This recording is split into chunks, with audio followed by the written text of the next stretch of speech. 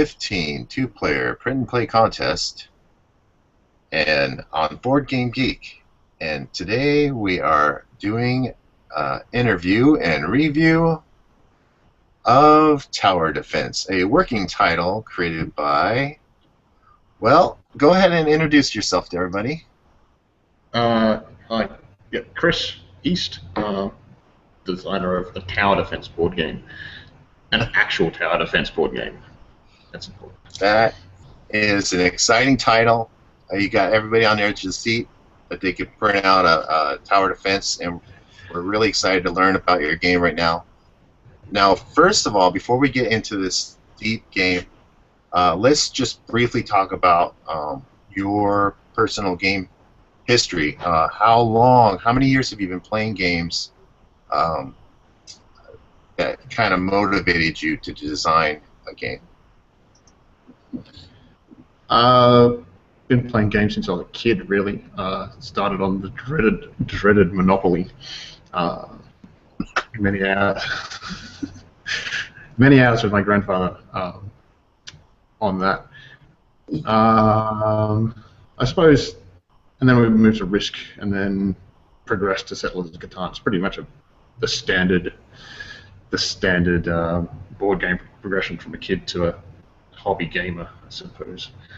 I would agree with you. I would agree with you on that. As mine's similar as well. Until I discovered post-millennial design late in 2008, 2010. So how about late history? Have you really started digging into the new mechanics and new games, or is Tower Defense driven from the casual video, desktop game? I suppose I did play a lot of computer games. I have played a fair few computer games, but I don't play them as much anymore. My wife discourages it. That's awesome. She prefers board games, although they tend to take that. I tend to play board games longer than I used to play computer games. But yeah, here you go. I suppose I play more design. I suppose design-wise. Right. I like to tinker with things, and I like to play the more recent games, and I like to see progressions of games. So I suppose out of the Descent tree, I've only played Descent 1 and Descent 2. I have to play the either side of that, but the progression from Descent 1 to Descent 2 and how it's much more sleek and smooth, and it's just in my opinion, a better game. It really interests me, like that sort of thing. Now we're talking about post-millennial design here. Yeah. Too. So you at some point you go in and you're like, a lot of designers have thought about doing a tower defense, and here you are with your solution. We're excited to learn about how you create the mechanics. Let's start digging into it, maybe. Let's start talking about tower defense. How did you come about? What inspired you to create this specific game? Well, I've been tinkering with designs for a while. I hadn't actually got anything to work. Like, I started with a small world expansion, which was terrible, and then I started with a sort of like a conveyor belt sort of game where the idea is to throw robots into a fiery pit and pick the robots that will survive to the end, depending on which ones you're betting on. Got the points, and that was a terrible game. And then I decided I'll make an RPG, and that was a terrible game. So I kind of got myself into the point where I was like, well, what sort of game can I design that there isn't really any where's the hole in the market? Where's Tower Defense? Nobody has really made a Tower Defense board game. And so about 2.5 years ago, I started working on it. So that's really interesting. It appears that your theme applies perfectly to this innovation of this conveyor belt idea you had initially. I thought it would be that is really amazing to me, because I thought that would be your burden, rather than your beginning innovation. I thought that would be, well, let's keep digging into your how this came, your mechanics. How about some of the new mechanics you have for this tower defense game? New mechanics. I suppose I'm really recycling old mechanics, but just putting them together in a new way. Cool. So it's a real-time board game, which is not a new thing anymore. And initially the game wasn't real-time. I wanted it to be a competitive. I throw monsters at you, you throw monsters at me, and whoever breaks first loses type of game. But I ran into some design issues with that, mostly along the lines of the economy of the game and the Okay. length of play. All right. So about a year and about 15 months ago, I cut the thing in half down the middle, threw away the competitive part and all the mechanics that were involved in that, and then made it a cooperative game and put the real-time element into it. So initially there was no real time. It was just like a 4-player game going for 3 hours, and there's no meat to the game at all. So so many people have told me this game is too long. It's just I have to do something. I have to do something drastic. And so I went, okay, how do I make a game short? Well, I can put a real-time thing on it. It condenses all the turns and makes them really short and defined, and then I kind of have a limited play time, so we only have a certain number of rounds in the game, and that would give me a repeatable time length for the game, which is 45 minutes to an hour. So I noticed that not only did you resolve it with the timers, but you also had in mind to kind of in the back of your mind or forefront to marry it to thematic music, right? Yeah, to a soundtrack. So that sort of comes from Escape and from Space Alert, which are soundtrack. They give you cues in the game. Space Alert gives you a lot more cues than Escape does. But Escape still gives you 3 cues in the game. So how is that going with the new solution? Whereas people get to think and debate and analyze and AP, and here you go alter the 3-4 hour game and inject the real-time element. Yeah, it goes actually really well. It goes really, really well. It's short and it's sharp. And the time for analysis is between, so the game is broken up into 4 12-round sections, and the time for analysis is between those sections. Now of course it would be your towers, right? And it would be the opposing force. Is this possibly cooperative? Yeah, it's a cooperative game. Okay. Yeah. So with the opposing force marching down the lane, and there being arc, simple at the very start and then chaotic at some points. How many bad guys are on these trenches, running through the trench at the worst, in a worst case scenario? Say you didn't do your maintenance of attacking, and how that can net. So I suppose everybody starts with a deck of cards. They start with a very similar deck, and it has 6, 8, 9. It has 9 monsters in it, basically. And every round you draw a card, which can increase throughout the day. Throughout the game, it can be 2, 3, or 4 cards. If 4 if you're really unlucky. But you only go through your deck once. So if your deck runs out, that's it.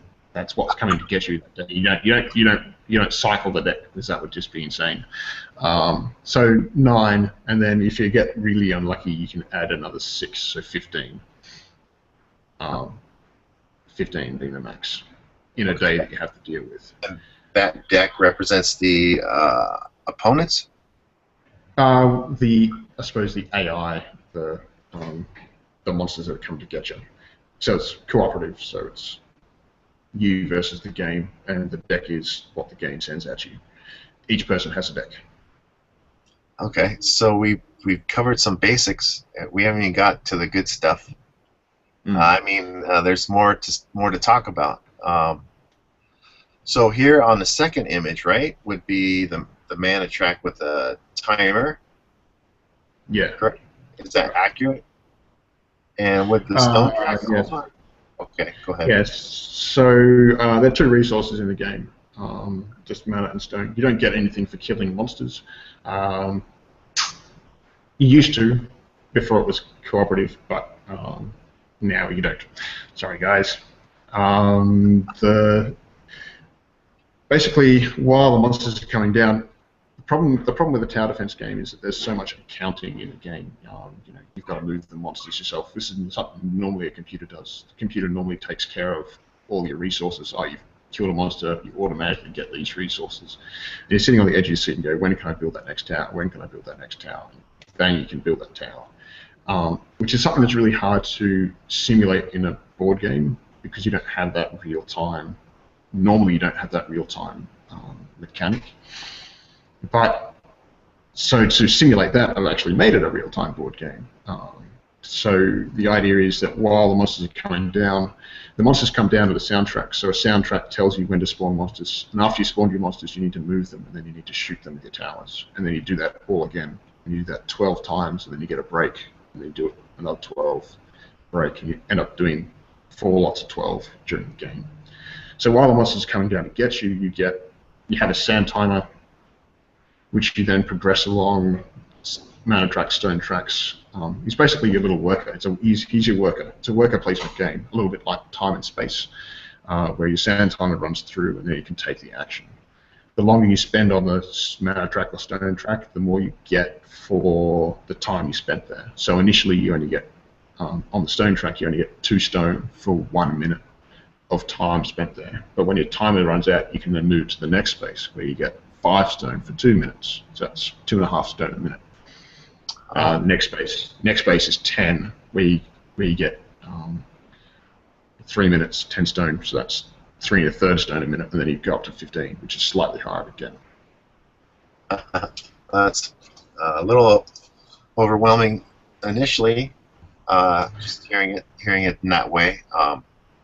Lots of people actually say that. I've had that, like, people go, wow, there's a lot of stuff with this game, and then once they actually get into the game, they go, oh, that was actually really, really easy, because it's all about the repeating stuff. It's you spawning monsters, but you're doing it's just you flip cards, you go, that's what I need to put on the board.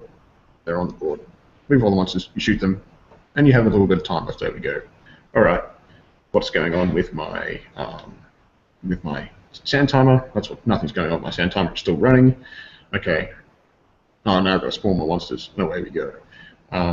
It sort of adds that frantic element to the game. It's meant to be a frantic game. But at the same time, it's not really. I mean, somebody asked me recently, what sort of weight would you give the game? As in, if you had to weight it. There are a lot of rules in the game, but I would say it's more like along the lines of a Settlers type weight of the game. It's not a very heavy game at all. So I would agree that it would be easy to understand when you're seeing what's going on each time the timer's flipped, and you're actually going through it. What happens? What can be lost if the timer's, when the time runs out? What potentially could be lost? Well, time is, I suppose, the resource in the game. There's only really one resource in the game, and it's time. It's then how you invest that time with stone and mana. So you need stone and mana to build towers. You can then also, there's a little, tiny little deck building element where you can get cards that don't actually spawn monsters. You can add them to your deck. So if you're on 1 card draw, it actually fills out your deck, so you're drawing less monsters, so you have less to deal with. But if you're drawing more cards, it spaces the monsters out, so you don't have to deal with them as quickly. So if you forget about your timer, you don't have the resources that you need to build the towers that you need to win the game. About the, can't you withhold the resources and then have it carry over to the next timer, like you didn't spend all your resources. Ah, So, so once you get 10, 15 stone, you just mark it on the resource track. Then it's basically yours to spend throughout the game. So if you once your time is running through a space, you're not really allowed to move it. So if you get 2 stone, it's easy. It's either you take the low amount, or you move on to the next space and take that amount once the timer runs through. that's cool. So it's a matter of investing time. If you spend 4 minutes on the two stone space, you take the 2 stone action 4 times, you get 8 stone. As opposed to if you spent 4 minutes doing it, you'd get 15 stone. That's great. So what about the rondelle? It's usually a rondelle circular, and let's see what you maybe you can hold it up and show us, give us a little bit of insight on how this is it a new mechanic or is it just a realigned? It's just a implementation of an old mechanic. So a rondelle gives you particular actions at a particular round. So this is the 12 rounds of the game, which you repeat 4 times. There are 5 different towers that you can get in the game, each of them with a different special ability, different sort of advantage over the other ones, but they don't fire every turn. They only fire when their color comes off in the rondelle. So on the first round you get orange and yellow firing, and then you get purple and green firing the next round, followed by orange and red and purple and yellow, etc. all the way through. It's kind of mechanically, it's kind of a way for me to balance the towers and have them not overpowered compared to monsters. So it allows me to have monsters with a lower amount of life, so I have less components needed for the game, and allows me to just to tweak it like that. If I had towers shooting every turn, you'd only really need 1 or 2 towers for the whole game, and that just break the way the game works. So you automated the firing. I would say actually have I built restricted a purple tower, therefore, when it hits rondelle space X, it will fire. Correct. So I've sort of restricted them more to the point it's like building. It's like take another game. It's like building something, and it only generates things on certain rounds. If you look at it in sort of an abstract way, whereas if I build a purple tower and it only generates damage on rounds 2, 4, 6, 8, 10, and 12. Oh, so maybe we should share the screen and try to find the stacks of bad guys here, which I liked. Here we go. Got this going. It's updating. My screen's updating. There it is. We got stacks of chips, and whether it's 2 or 1, you well, I would assume, does any of these things represent unique speed, or is it just a strength value of 2 versus 1? Are you looking at the stacks of tokens at the moment? I can't see it on my screen, unfortunately. Oh, can you see it? It's still updating. It's not on your screen? No, that's right. Are you looking at the stacks of the tokens in the rules? Yeah, the yellow ones. The yellow ones. So yeah, it's just a matter of how much life they have. So it's just a stack of flip tokens, basically. So all the tokens should be face up with 2, and once the monster type starts taking damage, you remove tokens and flip them as required, basically down to 0. You can have it as a stack of tokens if you wanted.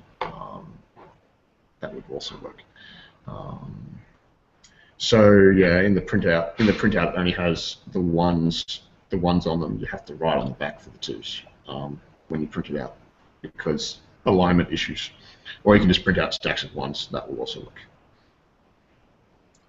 work. To me, it seems you made every effort to try to pull away from the management of that trench, and looks like you got a little bit of effort made toward your towers, the investment of the towers and that kind of thing. So the idea of the management of the trench is to actually kind of distract you from your sand timer. So you need to manage the trench whilst you're managing the trench. The sand time is running through. Hey, there we go. There's a purple tower shooting something. Updated. That sounds. I like the way that sounds. So that you have a multitasking there. So you're bouncing between taking out units and then also making sure to spend the amount of stone or whatever within the sand timer. Right. Yeah, that's right. So looking after the monsters that are coming down to get you, and managing the sand timer. They're kind of the two competing interests in the game that you have. The picture that you're showing there is a purple tower, which is a knockback tower. So once again, to minimalize the because it's such a pressure cooker, basically, you don't want to be putting, oh, this is a slow token on a monster, and you only lose one less space now. It's just too much for people to remember and deal with whilst the game is going. So the purple tower, the knockback tower, is kind of my slow tower. So he hits a guy and he moves him back down the track, which is actually a little bit different to a slow tower, because just say if you have 5 purple towers, you can move a guy from space 12, which is the last space on the track before they do damage, all the way back up to space 2. You hit him, and you hit him, and you hit him, and you hit him, and you hit him, and he keeps moving back. So actually, it's slightly different, but I just, you want to keep the monsters just as monsters. You don't want to be dragging extra tokens around with them, because there's enough to move in the game as the character is. I like that. Now, how about this green guy? Is he? So the green guy there, he's a chain tower. So he's basically just a lightning tower, but he can't hit guys in the same square. So you've got a level 2 green tower there. He hits the first guy, and he bounces onto the next guy, and then bounces onto the next guy. And that's basically the way it works. Based on what you're trying to do. Sorry? Based on what you want the tower to hit when you're managing. Yeah, correct. Yeah. Correct. But he can't bounce backwards. He can't bounce. He has to bounce in the same direction as well. Oh, okay. So he can't bounce one way and then bounce back the other way. And then am I right to guess that he can only hit one unit when it's shared space? Correct. That's right. Great. So that's to bring up a distinction between that tower and the next tower, which is... Here we go. Yeah. Updated. Let me go back to you and check this out here. Here we go. Yeah. The red tower being the splash tower. So basically hits the same number of units as the green tower, but it's just how it can hit units is different. So it hits. There's got squares on the board. They have a range of 2, which works diagonally as well as adjacently. So it's basically a square radius. Nice. It hits one guy in a square, and then it can hit either more guys in one adjacent square, not both adjacent squares, just one adjacent square, or more guys in the same square. So it basically kind of hits a 2 square. Hits 2 squares. As you can sort of see in the picture, I've gone through all the options that it has there, and the 2 invalid options that it has there as well. So it can't hit an empty space and then splash into the next space. It has to have something in range for it to hit. Yeah, some of the charm of the game and some part of the function is that it would wrap around, corners, and then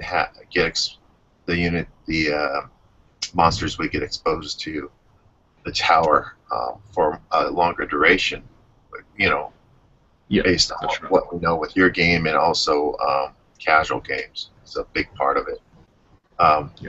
I was just bringing that up because it seemed like if you had a conveyor, the management of moving the tokens would be reduced. I'm sure you've considered that. An actual conveyor, or? Yeah, an actual conveyor. Do you consider that?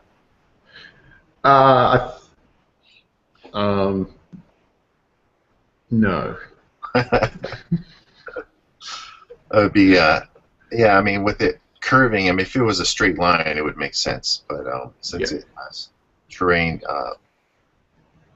curves, then it's it would be more cumbersome. Yeah, that's right. The idea as well is eventually to make the board modular, so each square is separate, and you can basically make individual tracks however you'd like, just to add variety to the game. Because I understand at the moment the game is quite static in the way that the boards that I've currently got online, but I need something to play test with, so that's what I got. Well, here we are back. We turned back to the timers and the. We know that it's a mana control. How much you spend during each time period, and then it increases as it goes along that track, like you said. Yeah. There's a couple. Anything you want to add to that? Oh yeah. So the stone and mana track are getting resources, and then the build, upgrade, and repair action are the spending of resources, basically. Well, I noticed it's on, I believe, mana or something. And would you have to choose to use it on the other column there? One of those 3 vertical columns? How does that work? How does it mean that all those things in that row are managed by the single timer? Yeah, you only get one timer in the game. He's your little worker that runs around and does stuff for you. So if I'm not seeing what you're seeing on the. I'm still on the splash towers. Sorry. Oh, really? Okay. Let me try to update this thing. Is that working? Okay. Slow. Let's see. Well, that's the one photo with the 3 timers you showing it sequencing. Oh, yeah, I know what you're talking about. The Sally token, which we haven't talked about yet. And, Yes. And it has the cube, I think, a counter to start counting. Yeah.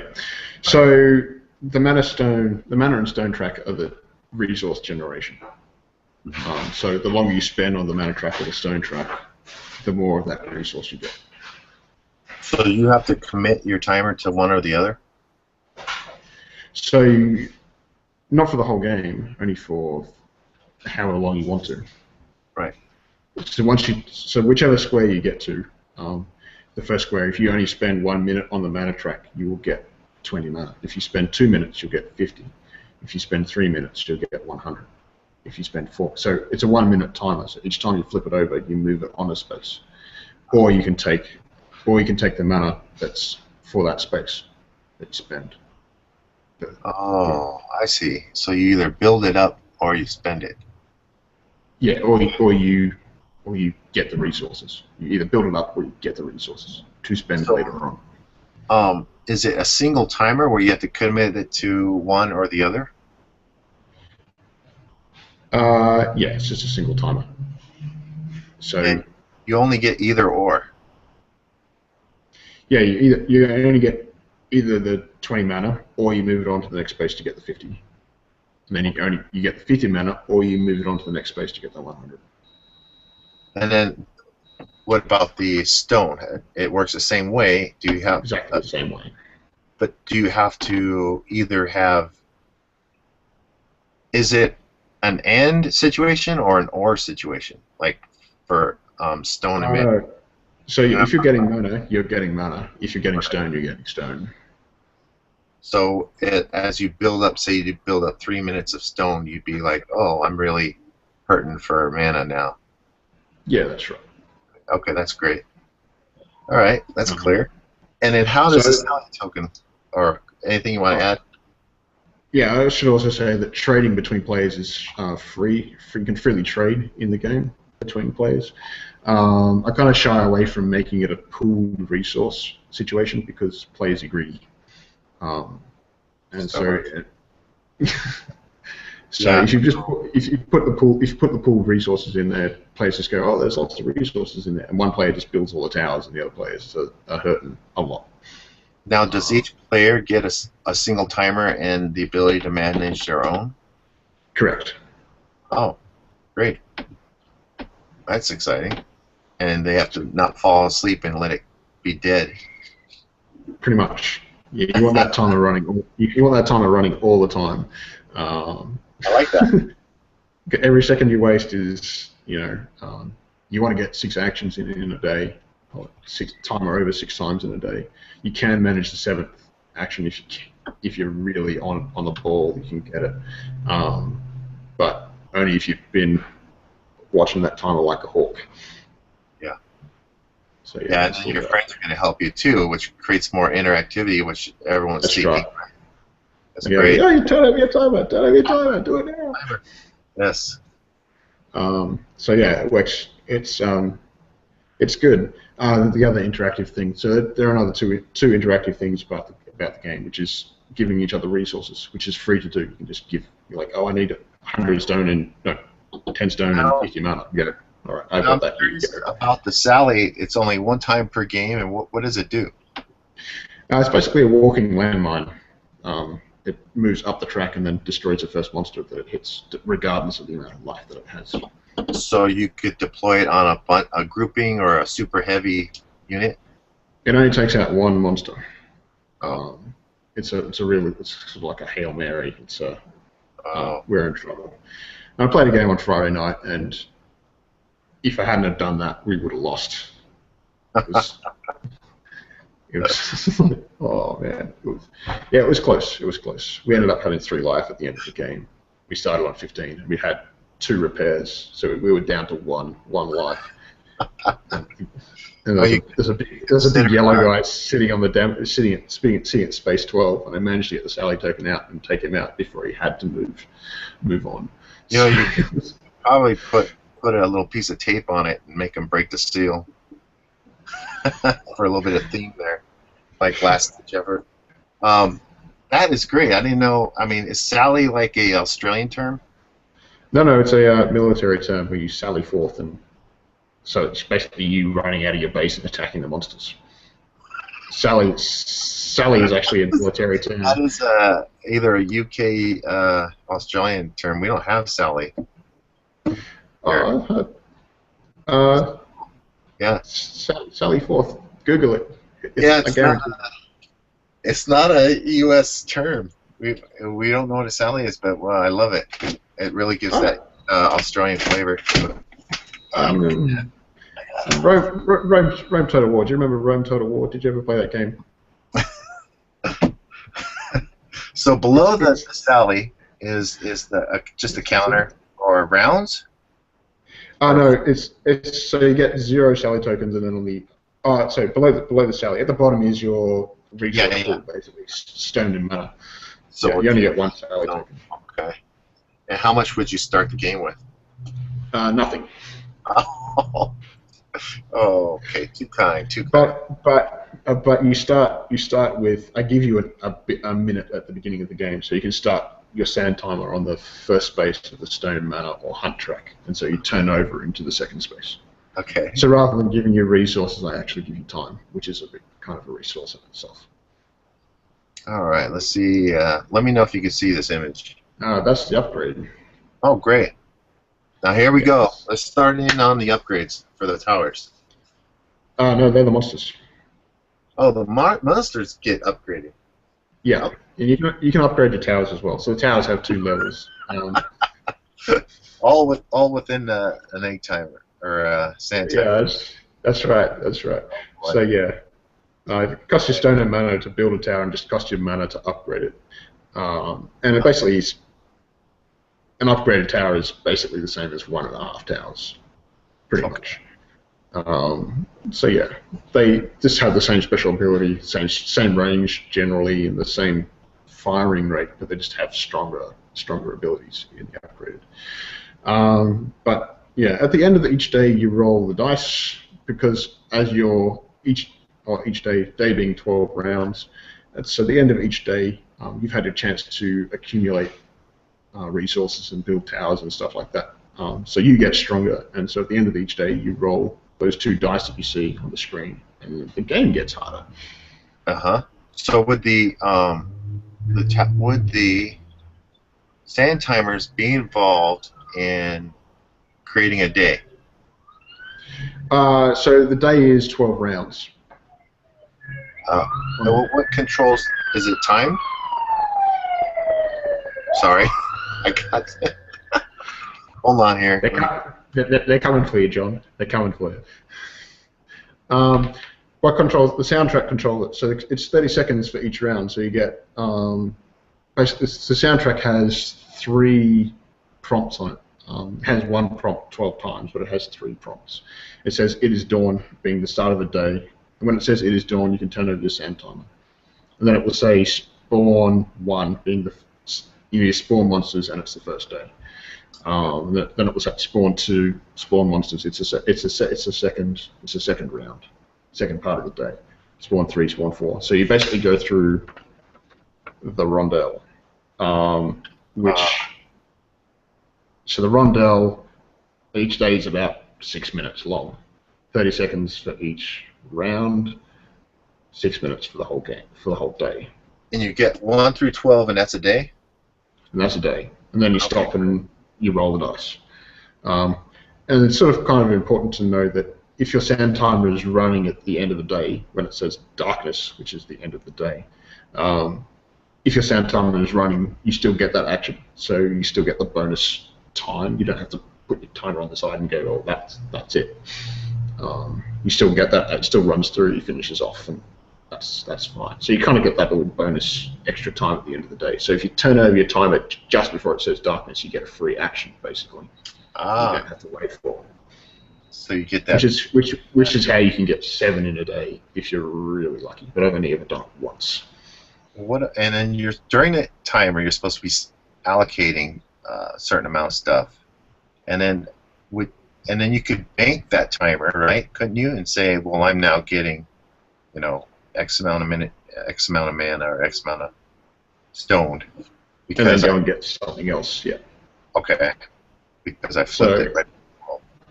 Yeah, that's right. So you flip it over, runs through. It entitles. So in the first base of the soundtrack, taking one action, which is the sand timer running through, entitles you to 2 stones, or you can move on to further invest in stone, so you can get more for your time. Wow, it's very exciting. So let's go into the tower. Looks like you have dice here. How does the dice work? Let me switch it over here. What are the dice? So the dice. Okay. So the dice are doing. They're what makes the game more difficult. So at the end of 12 rounds, you take a break, and everybody goes, whew, reshuffles their deck after they roll the dice, and gets ready to go for the next day.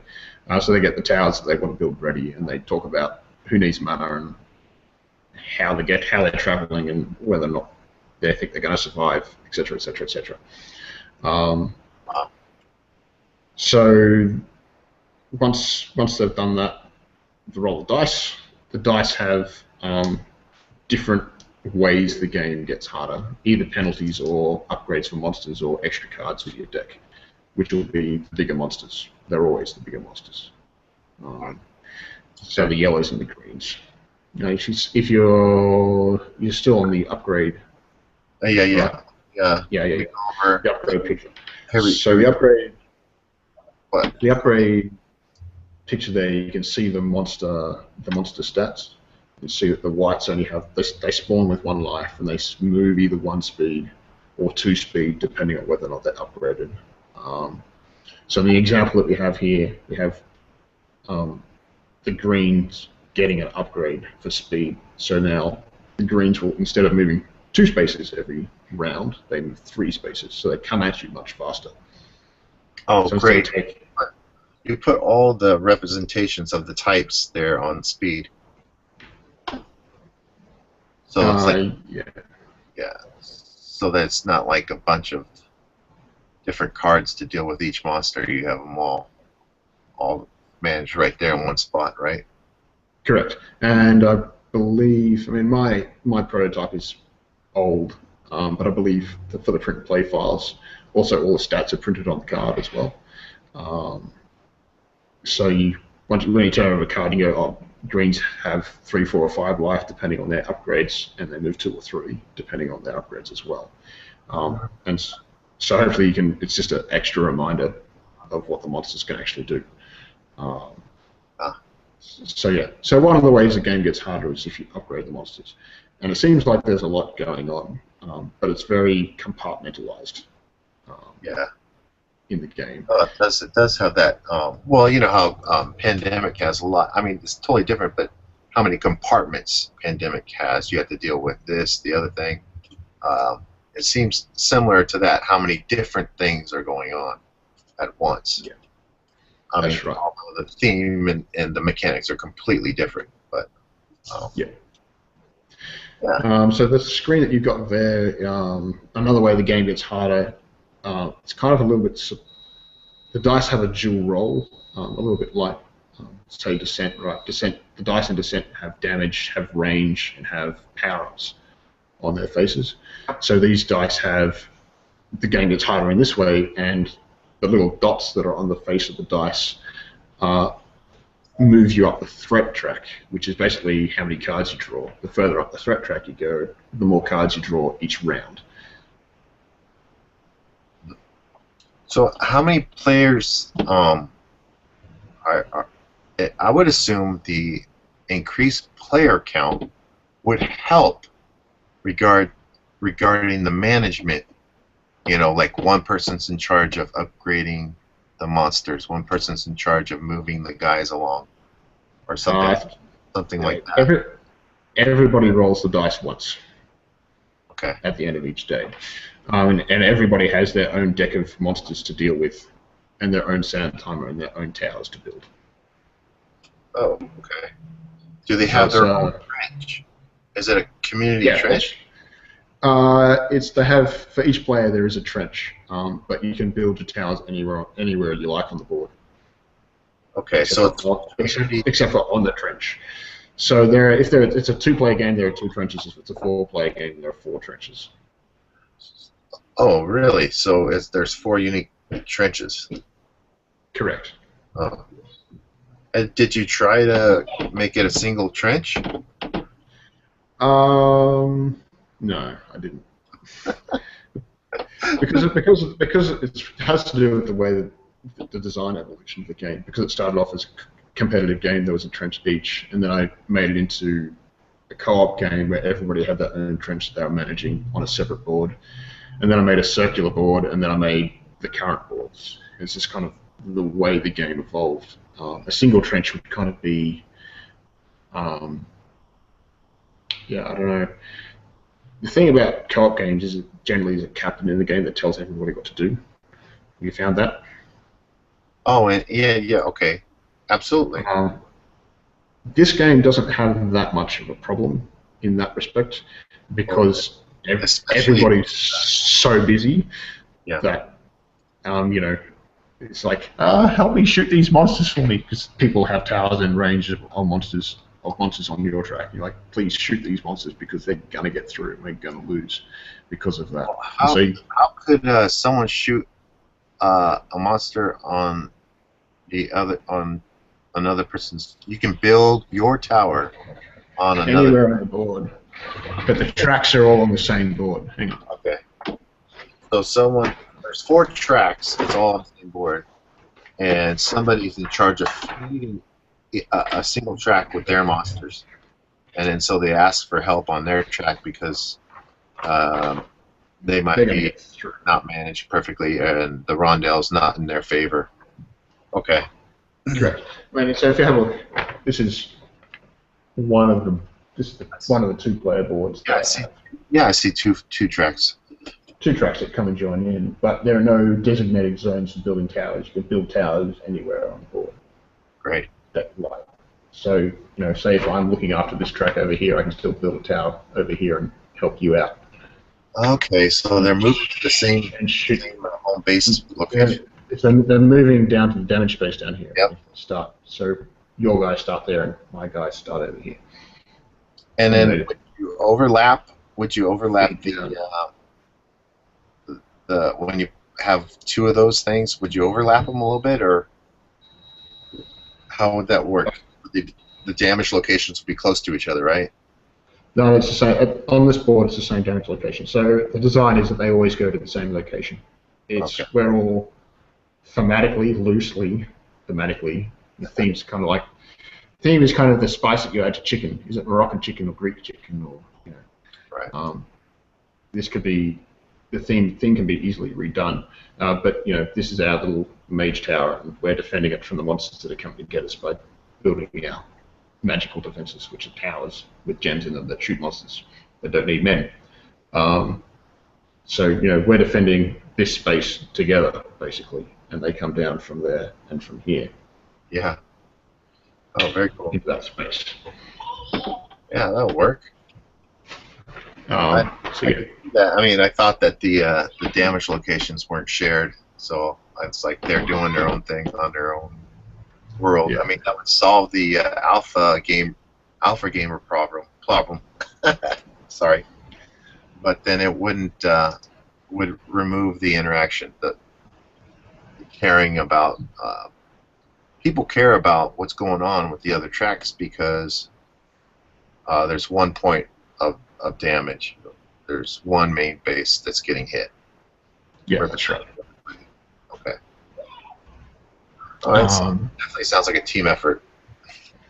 Yeah, it is, and I think so. There are three areas that the team effort really comes in the game, and the first place is in shooting each other's monsters, so helping each other out when you're in a jam, so that the guys don't get through. The other one is sound timers. Like your sound timer needs to go by your timer, flip the timers. Yeah. And the other place is in the trading. Because it's free trading. The further you go down the track, the more you get for the time you spend getting resources. So the other cooperative part of the game is actually working together to get the resources that you need so you can build towers faster. Yeah. So at the end, if someone wanted to build a super tower, would they? It would help little because there's 4 different alleys all the monsters are marching down. But if they were to pile up all their resources on the one guy and say, "Oh, we're going to build a very high level tower or heavy tower," maybe toward the center where they can reach everything. Have you seen that pretty happen? much. The towers are very balanced, I think is the right, well, maybe not the right word. The green, red, and yellow towers have the same damage output if working efficiently, and the purple and orange towers have the same damage output as well as to each other, but their damage output is slightly lower, but they fire more often. So, I feel that towers are pretty balanced. There's no one killer tower per se, but it's more along the lines of pooling the resources so you build towers faster. So say in a 2-player game, because this is a 2-player contest, in a 2-player game, one person gets stone, the other person gets mana, and they both go to 15, right? So you only need 10 stone and 100 mana to get a tower that you need. So one goes to 15 stone, one goes to 150 mana.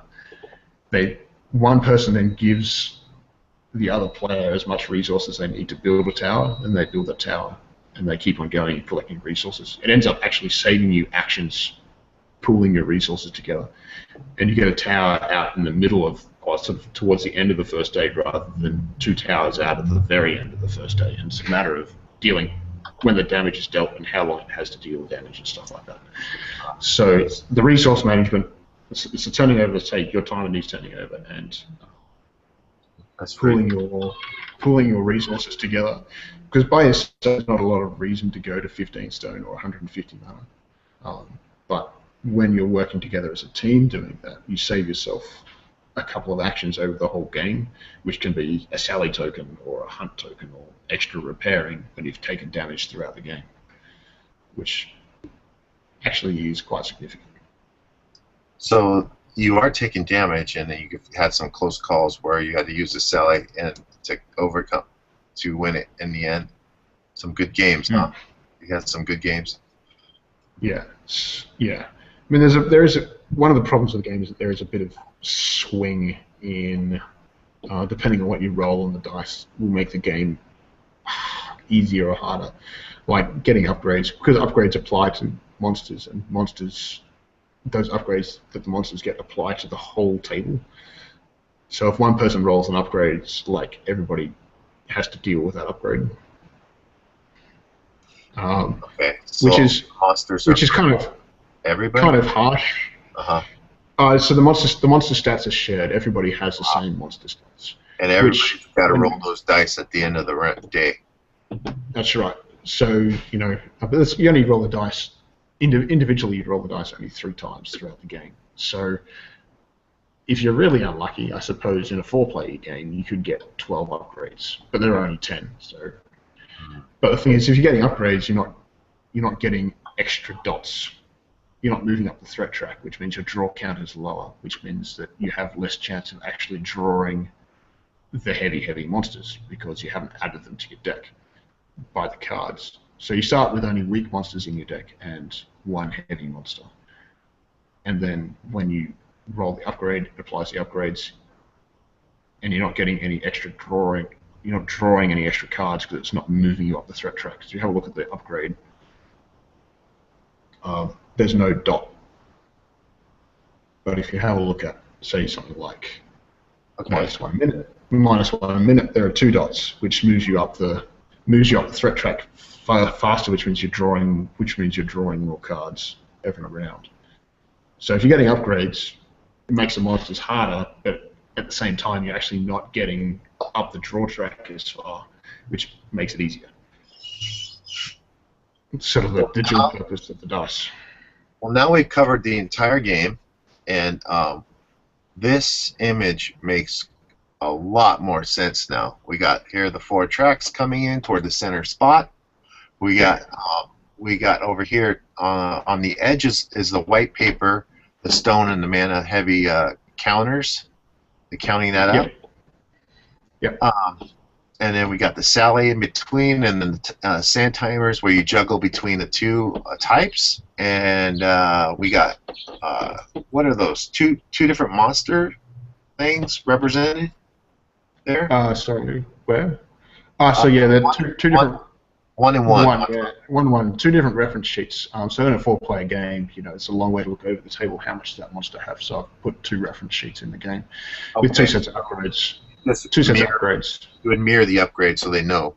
Okay. Yeah, correct. So you draw 1 upgrade, 1 random upgrade, and then you put the corresponding upgrade on the other board.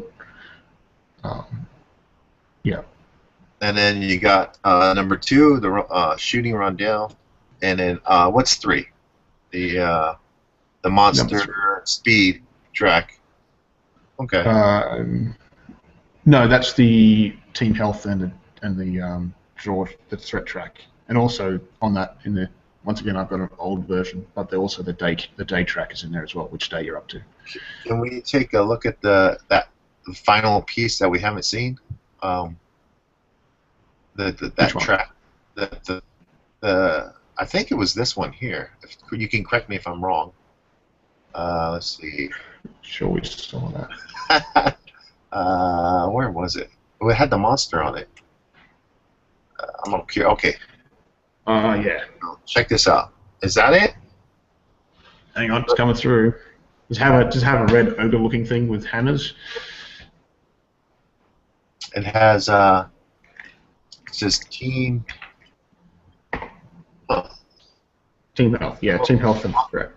On the bottom is this speed, and then on the top, what is that? The threat track you were saying? So hang on, bottom speed. I think it's got this guy standing on it, right? Yes, absolutely.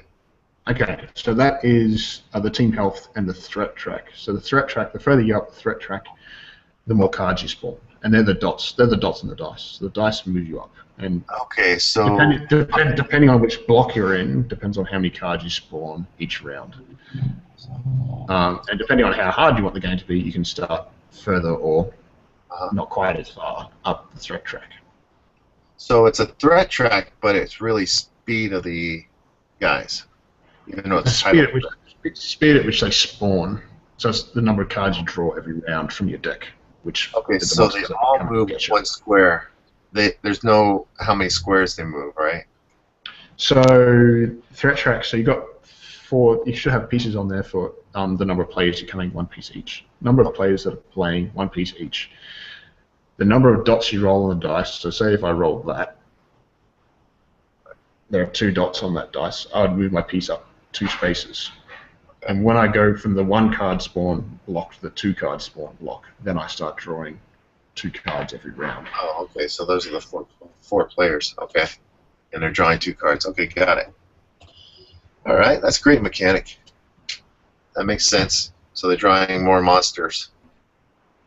No, not more monsters. They're just drawing them more quickly because the deck. You only go through your deck once in a day. You don't. Once you've run out of your cards, you don't flip it over and keep going again. You just go through it once. So if you're spawning more with more cards, you just go through it more quickly, which means you have to deal with them in a clump rather than spread out. Okay, that's good. So is there any major mechanics that we haven't touched on?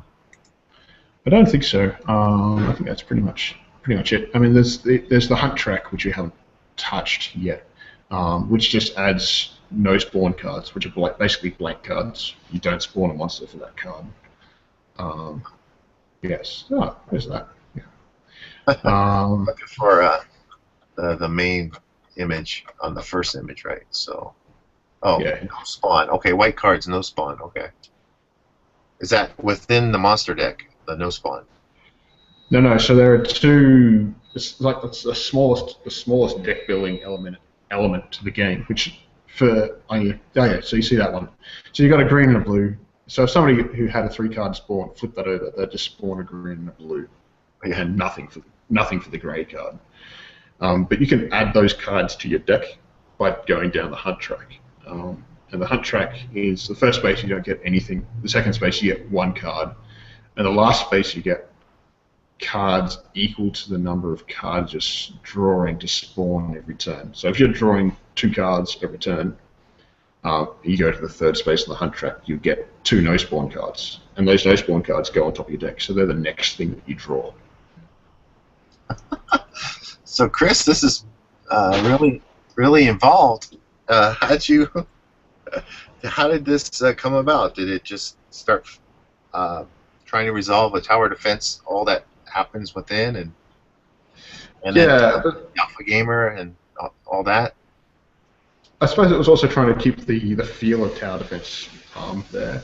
So a lot of the problem there's not very many tower defense board games out there, and in my opinion, there's very, very few. There's a few that claim to be tower defense games, but when you look at it, they're actually either hero defense or they've got a guy running around beating up things rather than building static defenses, which is what this game is about.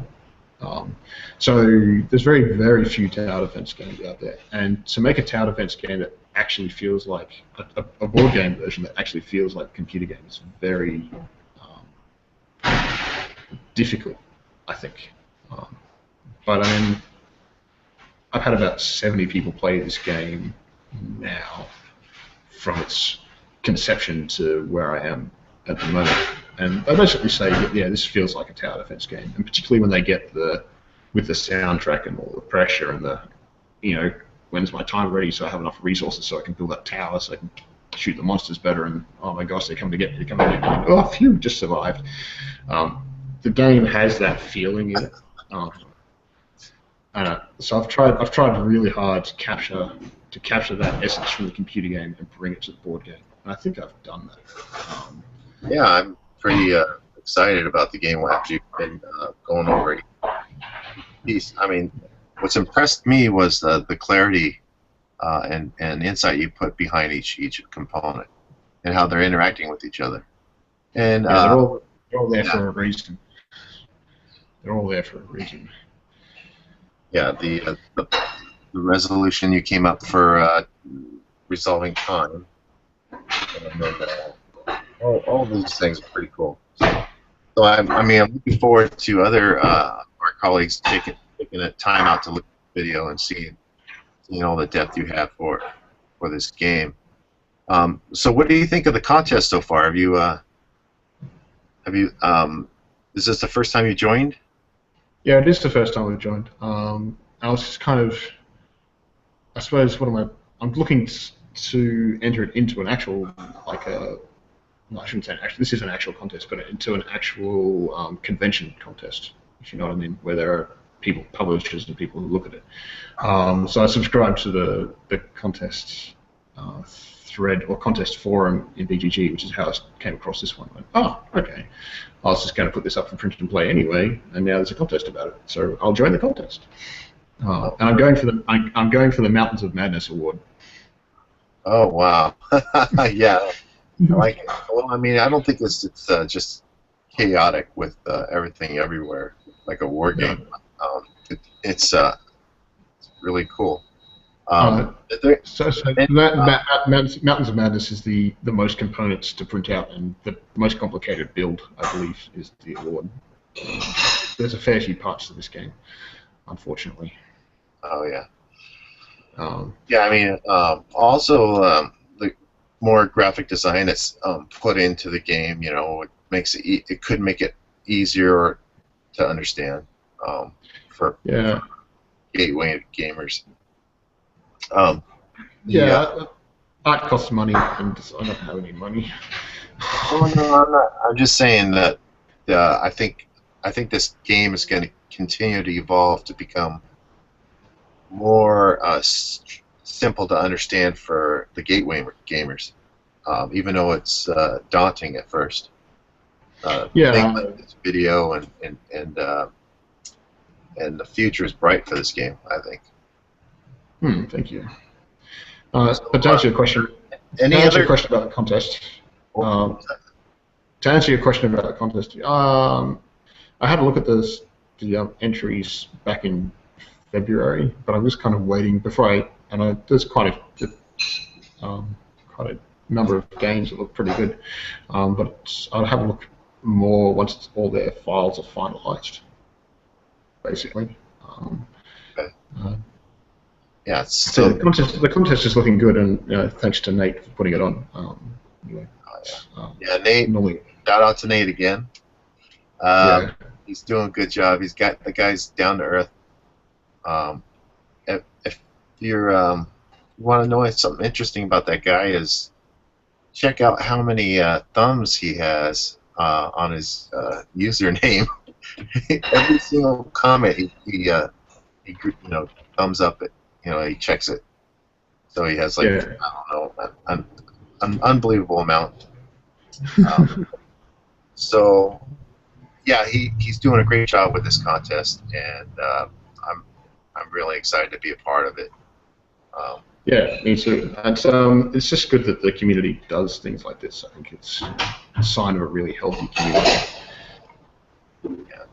Well, I would like to encourage anyone that's even considering getting this game to see that this video proves out that it's streamlined and there's thought behind it, and that each component works with each other. And maybe this video is actually somewhat of a tutorial to help others along the way answering questions. And you're still around on BGG if they have any QA stuff, right? Yeah, I mean, I've subscribed to the work in progress thread and the playtested wanted thread as well. So just post in there and I can answer any of your questions. I'm planning on making a couple of small changes before the contest ends in, what's that, a couple of weeks? Less than that now. So just a couple of little tweaks. And I might, if I get around to it, I might put some expansion files up just so people can vary up the game a little bit with their... Wow, he's given a lot of thumbs, hasn't he? Whoa. Yeah. Sorry. Yeah, I'll be putting up... hopefully be putting up the first expansion for it as well. It's just expansion, okay. Wow, that's... So yeah, it's a simple expansion, and it will take a lot less pieces for the 4-player game. I'm looking at 12. So what did you lay your visual design? What did you use to lay it out, the design? Do you really want to know? Well, when you tell me and it hits my ears, a lot of our colleagues going to say that's mine too. So, Well, I mean, the player board and the monster upgrade board are XL. Initially, because it's just squares, right? And so cool. XLL squares. I make a 5 by 5 mil grid, basically. So each square is 5 by 5. It just gives me enough of a grid to work with. So it's just borders and text, basically. And initially, the tracks were also done in XL, but I had to, due to their size and printing issues, I had to take that into Fireworks. Oh, okay. That's not that's fine. People actually be impressed with fireworks. Oh yeah. I mean, I mean, it could be anything. People are using, PowerPoint. Who knows what? So Yeah. So XL and Fireworks is basically what I use. But Fireworks is getting, my poor 7-year-old Mac is on its last legs, I think, and so that's where my copy of Fireworks is. So I might have to upgrade at some stage. thanks for showing us tower defense, Chris. No worries. Thanks for running the videos. And I know you're a busy man, or will be a busy man in the future. Oh yeah, very soon. I wish you the best with that as well. And encourage everyone again, check out the tower defense, and I wish you the best in the contest. Thanks heaps, you too, John. All right. Yeah. All right. That's John White for the 2015 Print and Play contest, and this was Tower Defense. Talk to you later. All right. See ya. Bye. See ya.